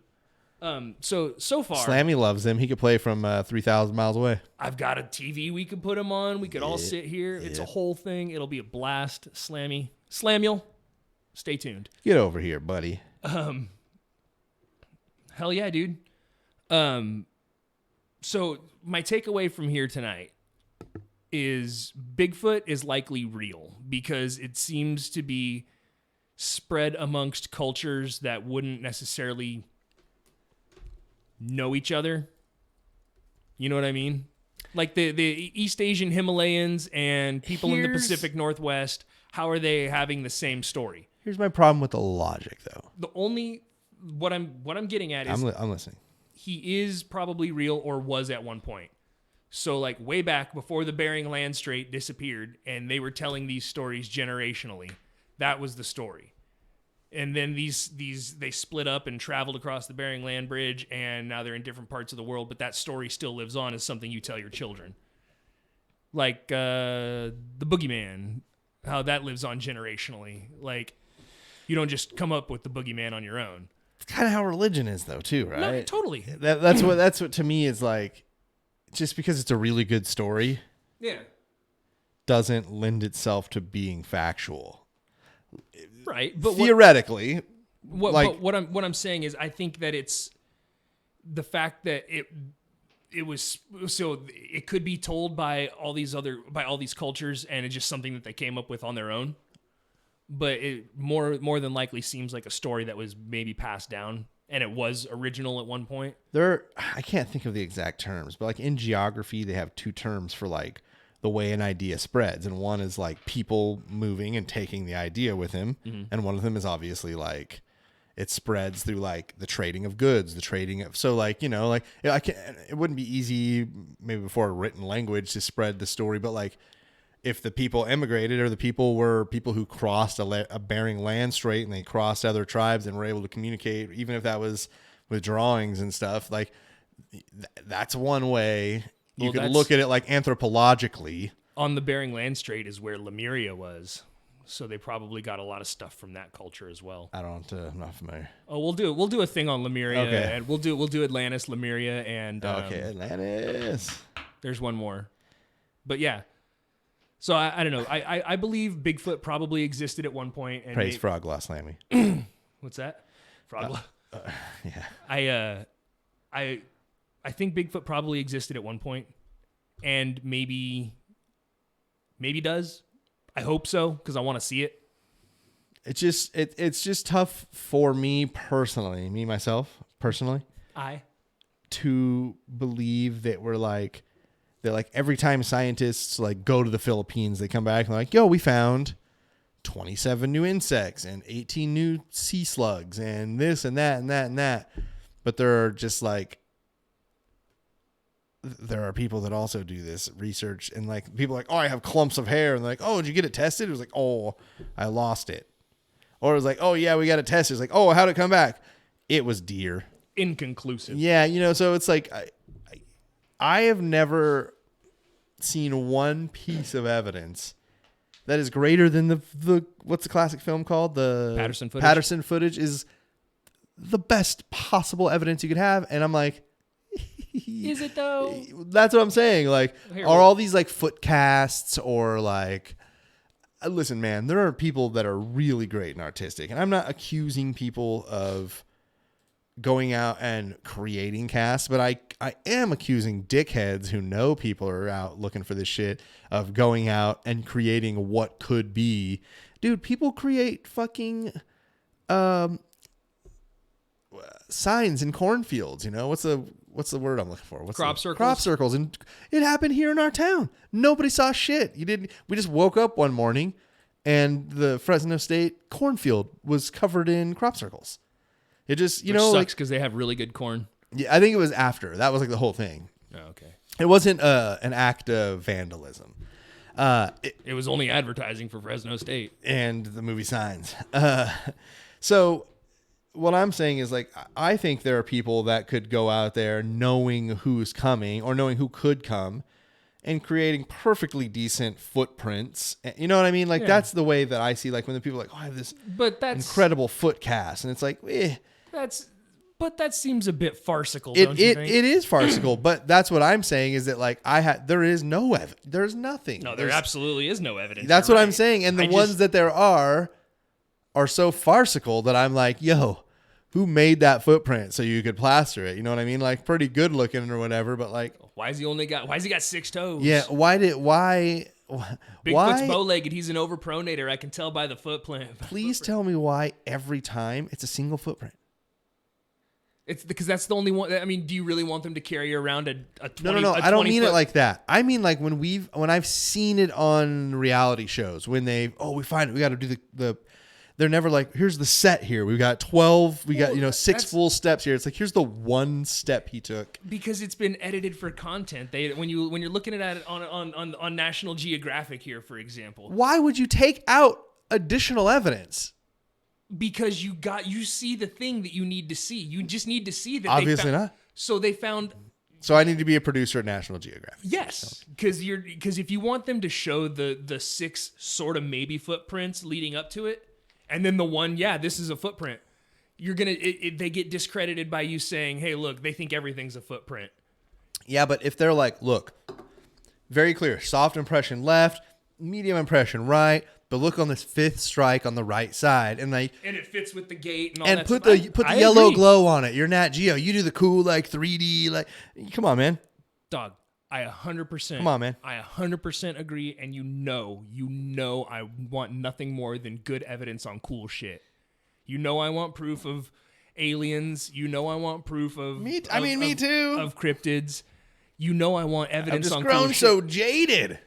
I've learned to just believe. I mean, I've been making my own evidence to things because I can't. I mean, just believing makes me feel like I just gotta trust people, and I just can't do it. Well, like we've talked about, like the FBI and the CIA. FBI, open up! Killing Kennedy, and you brought me the tabloid earlier of. I brought that, huh?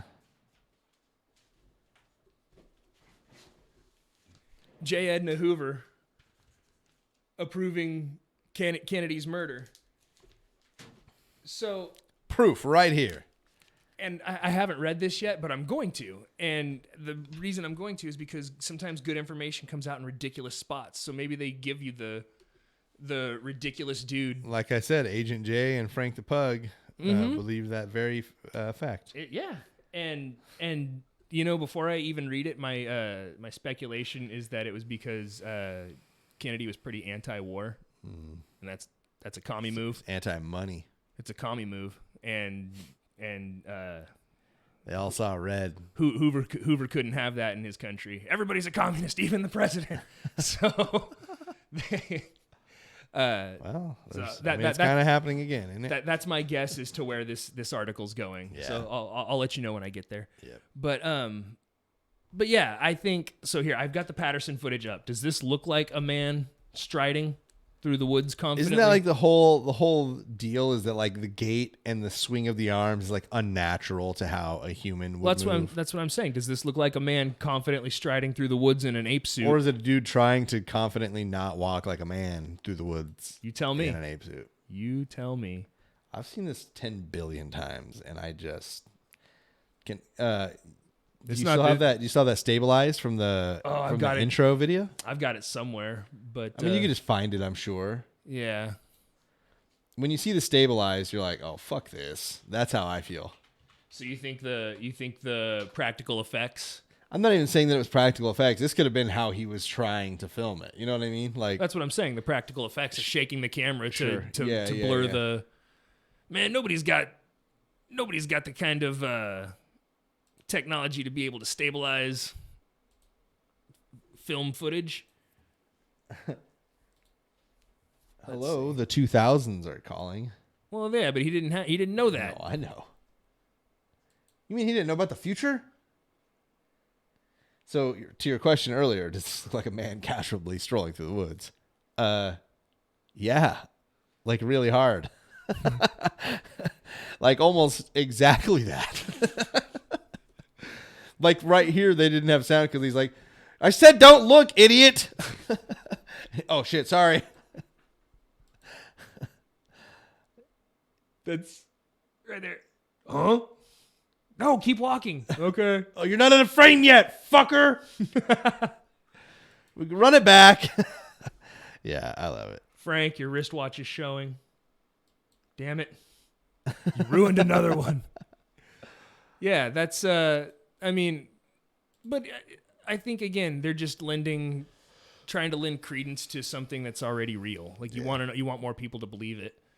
But my takeaway from tonight, my major takeaway is if I want to see a cryptid, my best bets in the area are Bigfoot, a pukwudgie, or chupacabra, because there were native tribes in the area. Right. So I would like to see one of those three. I propose a camping trip. We can gather the boys. I mean, obviously, it's starting to get cold. We can put it off until it's starting to warm up. I don't know why of those three, I feel like a chupacabra would be the most, because I don't feel like in your life, on your day-to-day, besides humans, what do you run into that is bipedal? Really nothing. Yeah, that freaks me out, man. Something coming up and walking up to me on its hind legs. That's true. Whatever the size, whatever the proportions. I do get an uneasy feeling when I see dogs, like when dogs don't have any front legs and they run on their back legs. Or even I've seen videos of bears walking like down the street like that. Or what am I thinking? Oh, bears. That's a good one. Oh, bears. Lots of bears in the area as a Bigfoot sightings too. What else walks really well on its hind legs that I'm trying to think of? Cats. Regardless of monkeys, gorillas will sometimes do the stand up and they walk like, and you're like, that looks like a buff dude walking out of GB3. Like that's really what that looks like. Yeah, no, I get it. Raccoons do it. I've never seen raccoons do it, Slammy. Yeah, birds is a good one. Goat necromancer. I don't disagree that birds are a bipedal thing that you run into, but they don't. They seem to have more of a hop. They don't. The ones that we see on a day-to-day basis seem to have more of a hop and less of a stride. Even still, a bird does not resemble. You're telling me a Homo sapien-like species. What about the harpy eagle? The harpy eagle still looks like just a big bird. Yeah, I get it. There are bipedal things. Roadrunners, yes, roadrunners are a cool little bird. That one strides. They run like the Dickens. Raccoons steal dog food is a good. Oh yeah, that classic one where the dog like scoops it and takes off running like this. I hate the one where she's like dropping the food down through the deck and all their little hands are coming up. It looks like a zombie movie. Not me, man. I you know how I love those raccoons. No, I know, but it just like, did you see the one where they put the zombie noise over it? Oh no, they're all reaching through. That's great. Yeah, it's That's pretty good. Great. But yeah, I hope to see a pukwudgie. I hope to meet a pukwudgie someday. Yeah, I mean, okay. I'm down for pukwudgie during the camping trip. You're leading the handshake brigade They've turned against us though. So also here's my problem with that of those three is that the Native Americans told us, hey, don't fuck with them. All right, like those guys are kind of. That's dangerous. what I'm saying. I don't want to fuck with them. I want to see them and be like, hey, look, not everybody sucks. I think everybody sucks too, but not everybody sucks. I could see it being like one of those moments in movies where you're like, no, wait, and he like turns his head and he's like, all right, and you're like, right, guys, we're okay. And then it like pans back to you and a spear goes, and you're like, and you drop down and like, it's just like poison fire spear. and everybody's like, yeah, like, you know, all hell breaks Scrambles. loose. And then like all of a sudden 70 Puckwudgies come out from the bush and they tear us limb from limb and like, yeah. And then it goes like, Puckwudgie 2. Like we're just the re-wudgie. we're just the intro. So, serious question for you. Yeah. You okay to go out like that? By a Puckwudgie? Puckwudgie massacre. I'm gonna take down 2 or 3, so yeah. See, they seem very small. So what I'm getting at with that, like, remember that website I showed you where you can put in your stats? It asks, you know, height, weight, athletic ability. Are you a smoker? Like things what like animals you could. Right? No, and then it told you how many 10-year-olds you could fight. Oh, that's what it was. How many 10-year-olds it would take to take you down. Yeah. Mine was like 90. Which is, I mean, a lot of 10-year-olds. That's a lot of that's a fuck ton of That's I like feel an like entire. I feel like real talk. You couldn't take 90 10-year-olds. Can I have a weapon? No. Do they get weapons? No, their weapon is numbers. Yeah, no, still. What kind of weapon are we talking about? Are you getting like a katana? No. Or No. you got like a baseball bat or something? Yeah, I'll take a bat or a stick or something. I would say that you would be so exhausted after beating 8 to 10 to death that it would just be like you would be able to fight back for another 8 to 10, maybe 20 out of pure sheer will, and then you're only 40 10-year-olds in and you have 50 10-year-olds left and they're going to take over. I think max 35 10-year-olds. I think if I start I'm not trying to talk down on you. I think if I start wielding that bat and like say just like I have Pure intimidation. yeah, like I just have like an aluminum baseball bat, like not even a full size one. Give me like a mini bat. I'll take a mini bat, like the ones you get from baseball games, from the stand. The first 50 people get a mini bat, and get to beat the hell out of everybody else for the rest of the game. So Slammy said like the end of Step Brothers fucking up little kids. And Pretty then much Goat asks, would you rather fight 10 cat-sized horses or 1 horse-sized cat? 100% the cat-sized horses. Yeah, 100%. I don't want to fight a liger. A liger. A liger, yeah. yeah. That's like about a horse-sized cat. That's a fucking saber-toothed tiger. Yeah, No, thank you. No, thank you. Smilodon can stay at home. I'll punt horse-sized those little duck or horses. duck-sized horse. See, Like, that still I feel like I go with. I would go because horse-sized duck is. That's a That's a very big duck. Yeah, that's a pterodactyl. Shoot the J. Shoot it. Send me the ball. Kind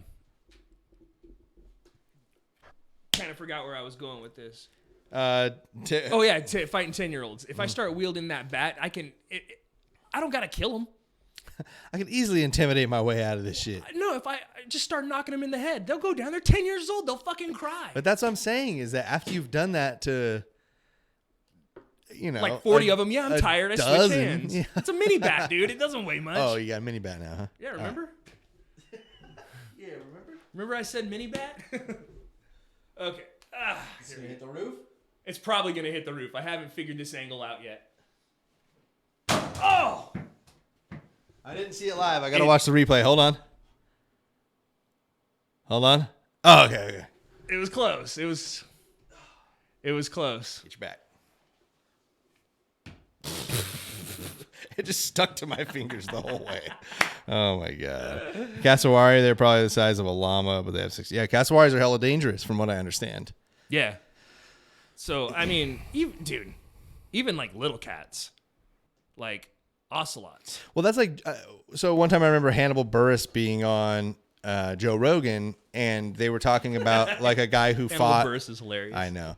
A guy who fought off the baby cougar. It was like right around that time. The guy who it went nationwide. This guy fought off a cougar, and then it kind of like the next day went nationwide that it was like 6 months old, which is still badass. Those things fight like a motherfucker. Was following him down the pathway, and he was like, "Go on, get out of here, go on." No, this guy didn't film it. This guy got attacked. Like he flipped, got the upper hand, and like choked it out until it died. Isn't that the story of like Paul Bunyan? Isn't that how he met his little cow friend?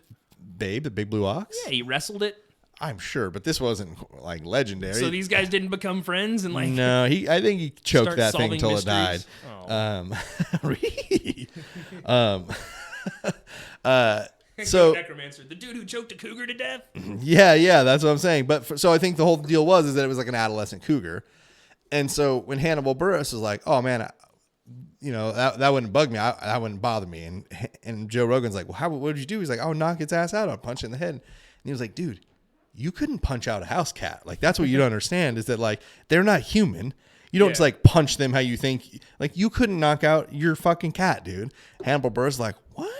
And it like totally blew his mind. And he's like, dude, swear to God, you couldn't fucking punch out your cat. So here they are, like the conversation is divulged to them just like talking about punching their house cats. Yeah. But it totally made me laugh. Yeah, I would never want to fight a giant hold cat. on, I think I have it here. If I do this, it would be amazing if this actually worked. It didn't work. See if it'll happen. Too many coincidences. It's not a coincidence. There's one I have in here that fits this situation.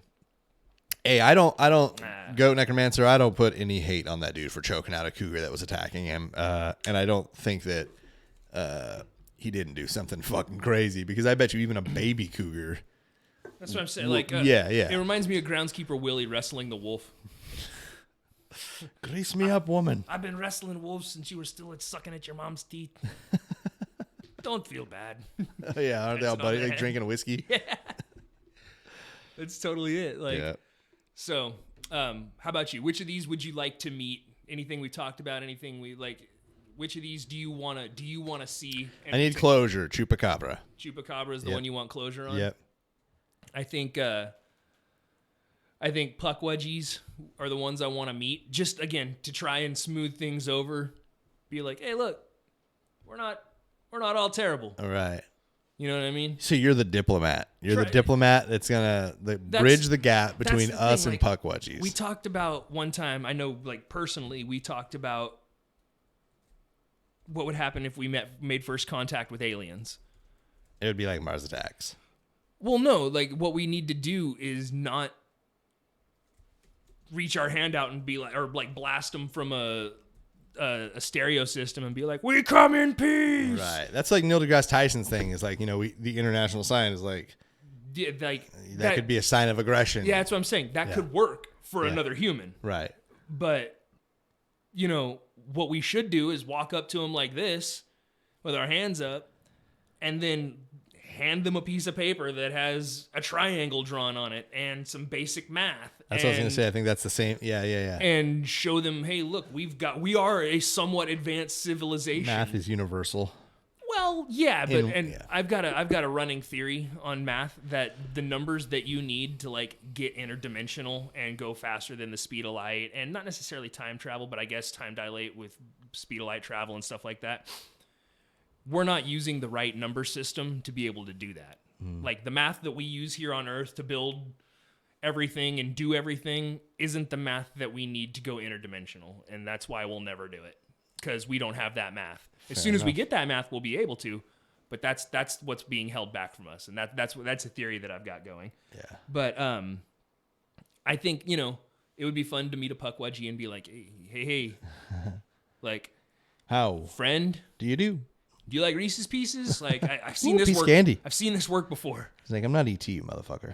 Okay, so you know E.T. We can bond on that. That movie sucked, right? Elliot. So, okay, so you say closure on Chupacabra. That's what, yeah. I want a Puckwudgie. I mean, I want to be there for Puckwudgie too. I want to meet a Puckwudgie. No, I've never seen Arrival. I heard it's great. I've never seen. That's the Amy Adams alien movie, right? Which like goes into the kangaroos. Yeah, I saw that. Kangaroos is a good one.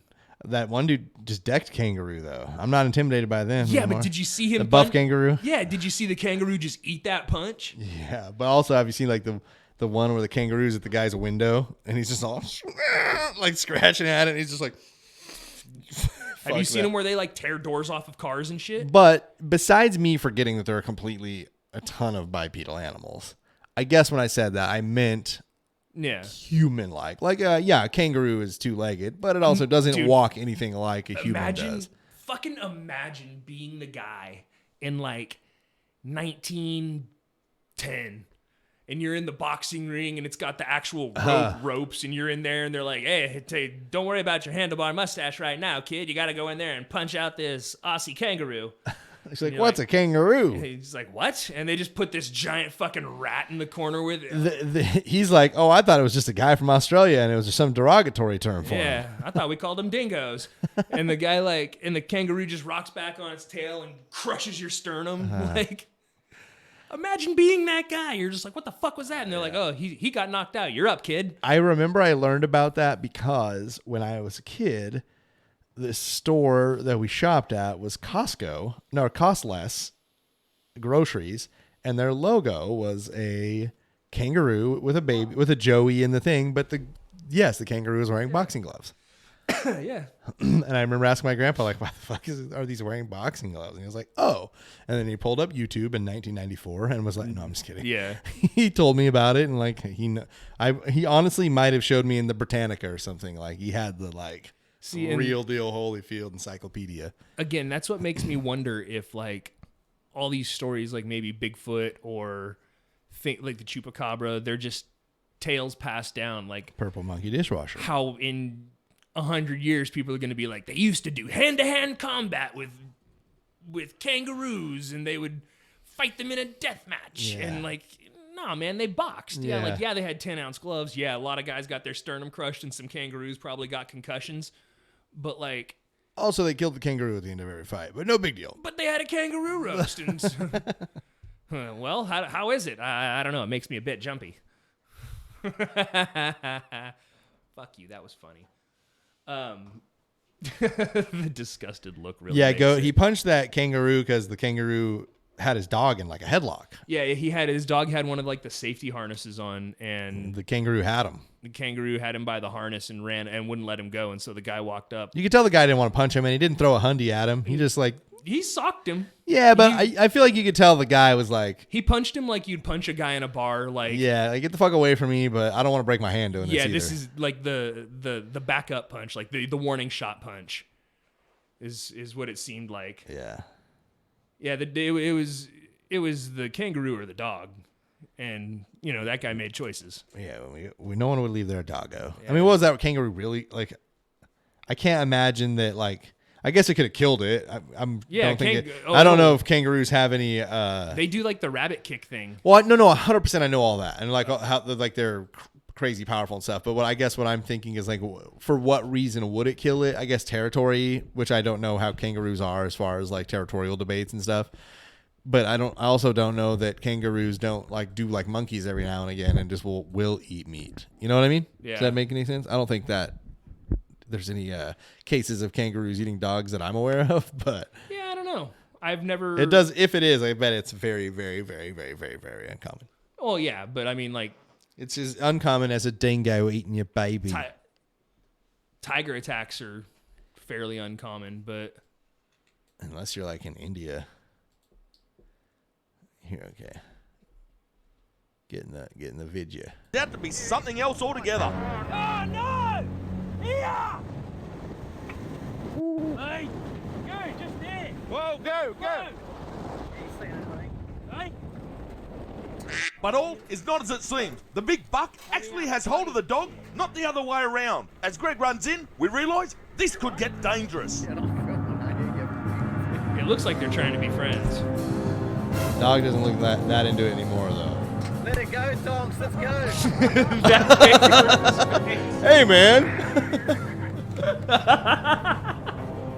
Well, fuck this. We're not sure what's going on here, but the Roo has the dog, not the other way around. Oh my Max God! The way the kangaroo looks at him afterwards. You the bitch. Buckaroo sees the odds stacking against him and tries to gut the dog with his claws. Oh, he does. I never realized he brought the claws up. Arms anchor the dog by the breastplate as Max doubles his efforts to escape.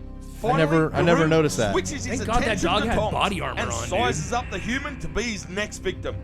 Tonks he said, "Fuck that! I'm out of this." Look at him use his tail. Buck comes forward, ready to attack. I think that's how they get the forward bounce. His hands are very human-like. Bam. No, what are you doing, dude? I wasn't gonna do nothing. They eye each other off. Tonks makes the right decision again. He goes, Goat said, Kangaroo was like, what the fuck, are you serious? WTF, mate. To stand his ground, like he has done many times before when fighting for breeding rights against. Oh my god, that's so good. That's pretty great. That's good. All right, I think that's probably a good enough place to end the show. What do you think? I couldn't think of a better way to do it. Oh man. After this, we're gonna have to have about 10 minutes where we can just rip on that fucking New Jersey Devil drawing again. That kangaroo said, "Oi, cat." Oh man. All right, Jesse, where can the nice people find you? Cromulent Jesse on some of the social medias, and perfectlycromulentjesse.com. It's easier than it sounds, trust me. But I'm not gonna spell it for you. Yeah, don't bother. I ain't gonna. I never even heard that word before I moved to Springfield. It's a perfectly cromulent word. I am at hellagregLIVE everywhere, hellagregLIVE.com. Check it out. There's merch. There's cool stuff. I meant to have it with me, but I don't. I have masks with the little spray paint logo on them. They're cool. I have one that I use. I keep it. So, you can get that on the website. Didn't take very long to get to me, and they're nice. They're nice, comfortable masks. So there's also, sweatshirts, clothes, all that stuff. So yeah, I appreciate everybody for being here. Thank you, everybody, for following. I saw I had some new followers. I appreciate that. Thank you, Paul, for hanging out in the chat and doing what you do. Was it D-Town who was hitting us with all the facts? Thank you, D-Town. I appreciate that. I threw some points your way, so Don't ever apologize for being smart, D-Town. Never. People are gonna hate on you for it, and let them. Or whatever. I'm not your fucking supervisor. I have to throw that in at the end of advice. That way, in case it ruins somebody's life, I go well, I told you. What the fuck do I know? Jesse, I appreciate you being here. Thank you very much, dude. All day. Well, yeah, more or less. Yeah, that's pretty much it. That's the end of my freaking report. Could throw it to Slammy DeVito. Oh, I can throw it to Slammy DeVito. Give me just a second. Let me,